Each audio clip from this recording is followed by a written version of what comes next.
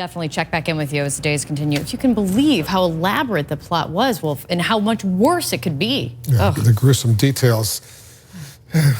Horrible.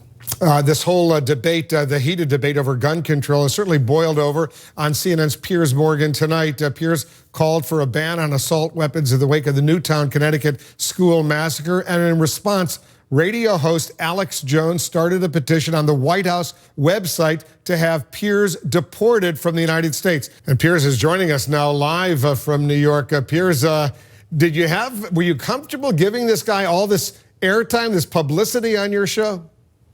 You know, Wolf, I think it's one of those cases where I had a few gun rights activists on before the holiday, and I was accused of being rude with them and slightly overbearing because I found them very frustrating. I got angry. I was still very passionate following what happened at Sandy Hook, as we all were.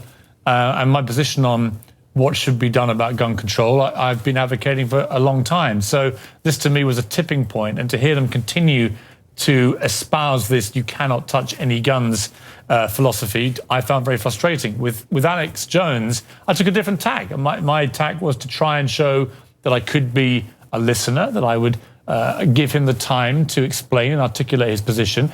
But instead, he didn't want to know. He didn't want to debate anything or discuss it.